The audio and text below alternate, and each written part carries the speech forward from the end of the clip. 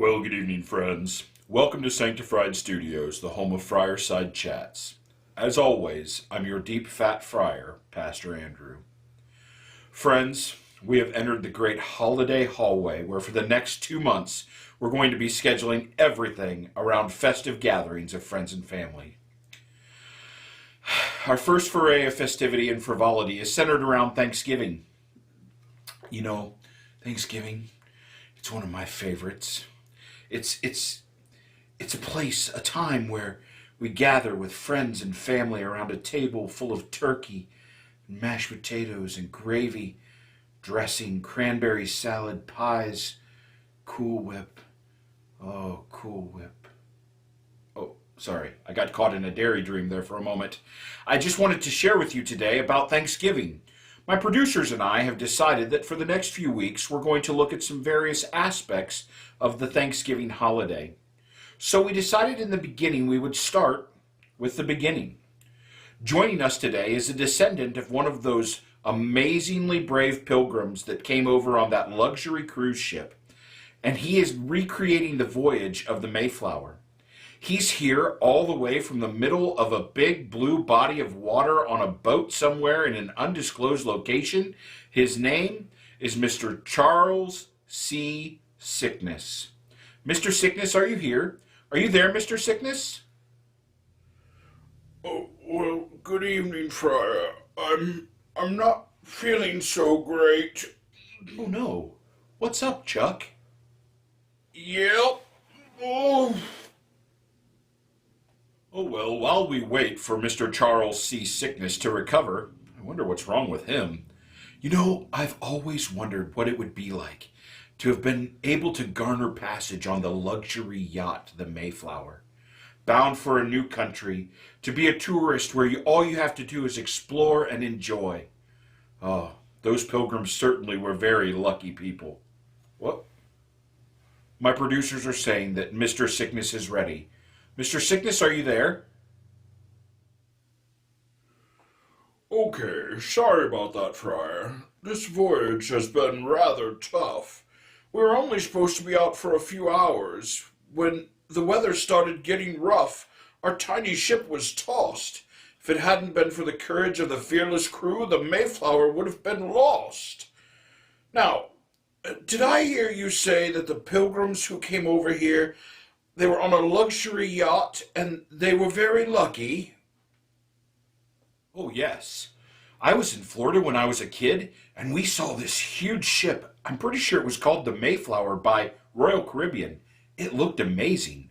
I'll bet the pilgrims had a wonderful time playing shuffleboard and eating at the midnight buffets. Why, I'm surprised more people didn't come along on the voyage. Friar, I don't want to say that you're incorrect, but you, sir, are completely wrong. I mean, you're less right than a baboon doing algebra. The Mayflower was not a luxury boat. In fact, it wasn't a passenger boat at all. There wasn't enough room below deck for people to stand up. There were no private rooms. In fact, there weren't even any bathrooms on board. I don't know about you, but that cruise just sounds awful. What? Well, why in the world would anyone want to go on a voyage on a boat like that? I mean, what could have possibly made them want to do that kind of foolishness? Freedom, specifically religious freedom. You see, Friar, the pilgrims, they wanted to be free to worship God in the way that they saw best. They didn't want to have to do it the way the state said, but how they believed the Bible told them to do it. And so that's why 102 men, women, and children got on the Mayflower boat. You know, Friar, the pilgrims loved to read the Bible, and I often wonder how many of them felt like Abraham in Genesis chapter 12 and verse 1, where God said, "Go from your country and your kindred and your father's house to the land that I will show you." It had to be scary, Friar, but they believed that God was leading them to wherever he wanted them to be. And they knew that wherever God leads, we should follow. You know, Friar, that doesn't mean that it was easy. Out of the 102 pilgrims that got on the boat to come to the New World, 45 of them did not make it the entire journey. They not only faced death and difficulties on the boat, but they faced many dangers and difficulties in the new land as well. Wow, I didn't realize that so many sacrifices had been made by the pilgrims to find freedom to worship. I guess it's easy to get distracted by all the delicious food and the warm homes that we have to eat it in. You know, we truly do have a lot to be thankful for. Right you are, Friar. You know, the pilgrims lived out a couple of verses that we are called to live out as well. 1 Thessalonians 5:18 says, "Give thanks in every circumstance." And Luke 10:27 says to love the Lord your God with all your heart, mind, and soul, and to love your neighbor as yourself. I'm sure it was hard for the pilgrims to be thankful to God and to care about each other, especially when they went through such difficult things. But listen to what they said on November 11th when they landed and they wrote the Mayflower Compact.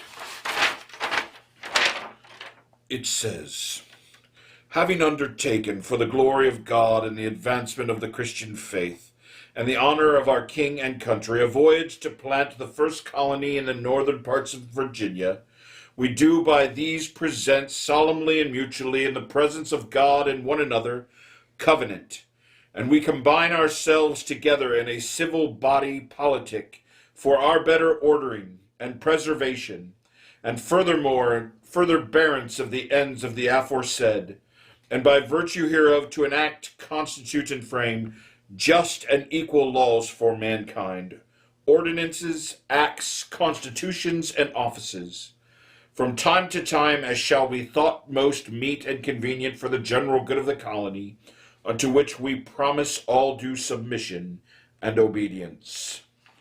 Friar, even after a journey where so many had been lost, they chose to give thanks to God and to care for one another.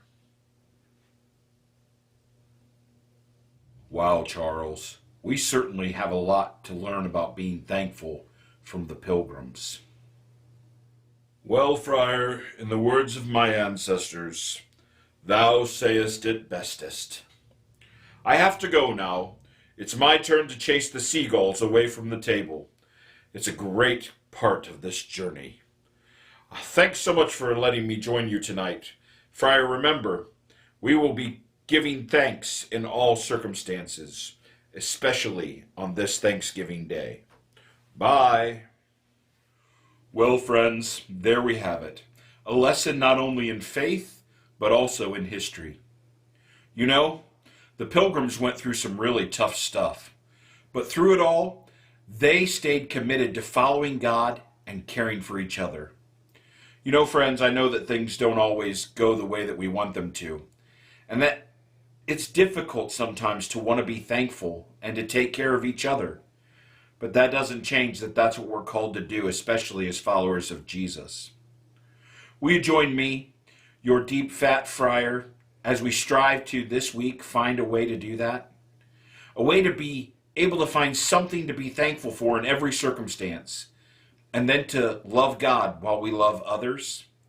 You know, friends, if we'll do that, we will be on a voyage that may just change the world. Thanks so much for joining us here this week at Friarside Chats of Sanctified Studios. As always, I'm your deep fat friar, Pastor Andrew. We'll see you next time.